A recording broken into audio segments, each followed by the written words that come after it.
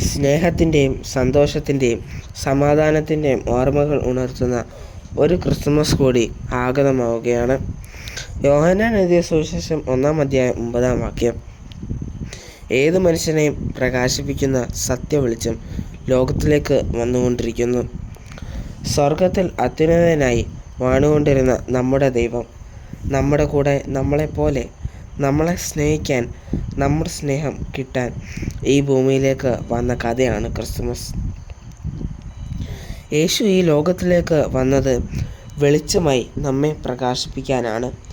യേശു തമ്പുരാൻ ഈ ഭൂമിയിലേക്ക് വന്നത് ദൈവം നമ്മോട് കൂടെയാണെന്ന് ബോധ്യപ്പെടുത്താൻ, അനന്തമായ സ്നേഹം നമ്മിലേക്ക് പകരാൻ, നമ്മുടെ പാപമാകുന്ന ഇരുട്ടെല്ലാം മാറ്റി വെളിച്ചം നിറയ്ക്കുവാൻ വേണ്ടിയാണ്.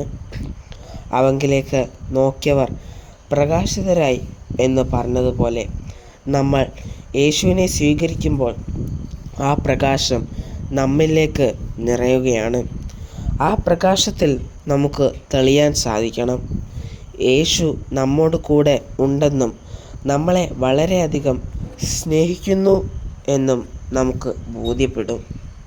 ക്രിസ്തുമസിനോട് അടുത്തു കൊണ്ടിരിക്കുന്ന ഈ ദിനങ്ങളിൽ കേക്കിനേക്കാളും പുൽക്കൂടിനേക്കാളും അപ്പുറം യേശുവിൽ നിന്ന് പ്രകാശം സ്വീകരിച്ച നമ്മൾ മറ്റുള്ളവരെയും പ്രകാശിപ്പിക്കണം.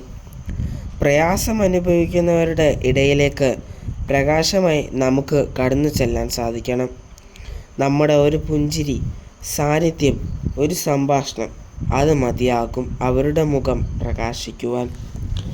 യേശു നൽകിയ ഈ വെളിച്ചം വരും ദിനങ്ങളിൽ മറ്റുള്ളവരിലേക്ക് പകരുവാൻ ദൈവം നമ്മെ ഓരോരുത്തരെയും ഇടയാക്കട്ടെ. എല്ലാവർക്കും സന്തോഷത്തിൻ്റെയും സമാധാനത്തിൻ്റെയും ക്രിസ്തുമസ് ആശംസിക്കുന്നു. നന്ദി.